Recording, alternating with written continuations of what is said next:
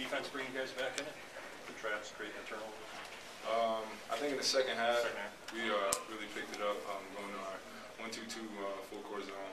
I think that kind of picked it up, got them moving in places they didn't want to, kind of picked up the tempo. I know Todd and DJ got a couple steals. Junior intercepted a couple passes, so we basically just tried to speed them up and play a more aggressive game. Did that get your offense going in transition? Well, I've always said this, that our defense always powers our offense, because being as fast as we are and athletic and as versatile as we are, to get out and transition and run and jump, that's kind of what we do. That's what we do every day in practice. So to pick the tempo up, it kind of, brought us back to what we do in casting every day. So our defense always powers our offense. We get layups, start to tire people out, and just run. This might be more of a question for Coach, but outside of Gibbs, your ball handlers were suspect. Why didn't y'all put that heat on early?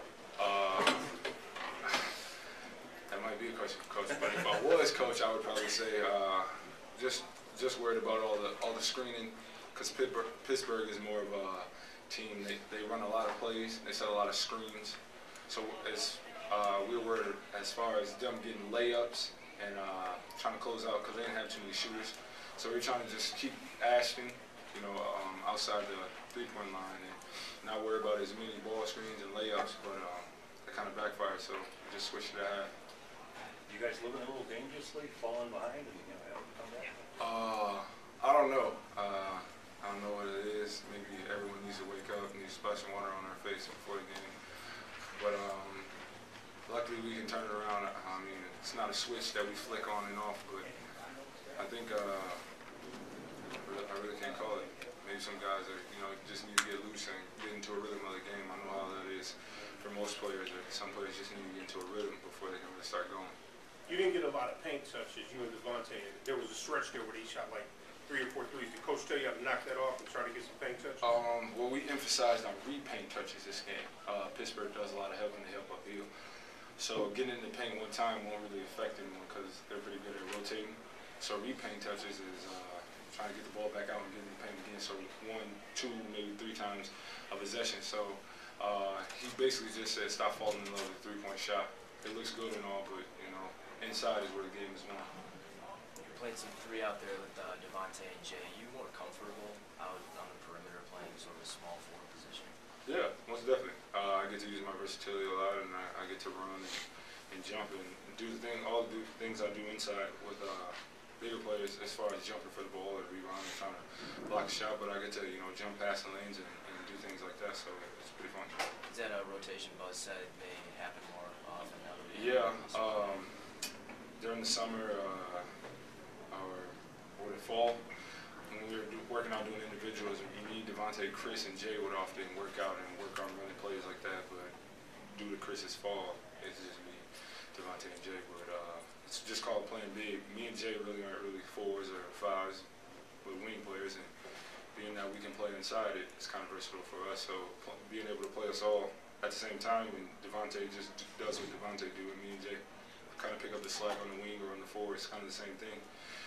It's fun.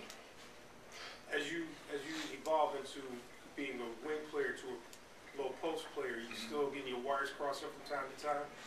Yeah, because often, like if I don't get the rebound and someone else gets it, I often catch myself running the ring when I'm supposed to be running down the paint, or it's hard. Like you swing the ball, you trying to, instead of coasting and drifting to the other side, you got to go set a screen or cut or something like that. So often you do, but then, that's what you got your other 4 guys for. Get on your tail and tell you where to go. But it's not bad, actually. The 4's kind of like a guard here anyway. In the previous 4 games, the 4 halves you guys have won, the assist to turnover ratio has been 44-20. The 4 halves you've lost has been 20-41. Can you talk about the importance of ball movement in this offense and creating turnovers to propel the offense? I think it's huge. Coach just said that before I actually came out. He said when the ball's sticking and everybody's stationary, we don't really get to show what we have, the gifts we have, the talents we have. We don't get to, cut and get dunks or backdoors and things like that. But when everyone's out moving and running and everyone's cutting for each other and running for each other, running to get this person up and setting this screen, assistance baskets is really what we play off of. think Junior finished the game with like 9 assists. He had 8 in the second half. That's all because, you know, we got to run and, you know, do the things that we were typically used to doing. So sometimes when the ball stick, we're not really used to that. So we're kind of like a deer in the headlights. But once we get to tempo going and things like that, then we're fine. You and Todd have a good feel for each other coming off the bench. Yeah, I mean, Todd being a freshman, you know, it's his first year here. Just kind of need somebody, you know, to push him along. Todd, this or that, or, you know, not really say I'm telling him what to do, but I try to help him as much as I can and explain it to him. But I mean, you know, Todd does what's asked for him, and if he has a question, I'm there to help him. Would you consider him your spark plug? Todd is a spark plug, I would say. He does it on both ends of the floor. Sometimes he can contribute big offensively, or if we need somebody defensively. For a minute there, he got Ashton in kind of a bind, and then he got a couple fouls, so that slowed down. So he does it on both ends of the floor, so he's a spark plug, really. Not that you're the 1990 UNLV Rebels, but would you like to run more? I mean, you guys are kind of small. Would you like to get in transition even on some main baskets and attack? Of course. I mean, I think it plays in our hand. We're not real big inside anymore. We don't have Chris. So getting out and running and moving and playing guys that can all move at the same time, I think it interferes with a lot of people's game plan because they're thinking 4 or 5. These guys are going to stay inside. They aren't going to move. But when me and Jay are playing, then it's just like you're playing 5 guards, but 2 of them are really big.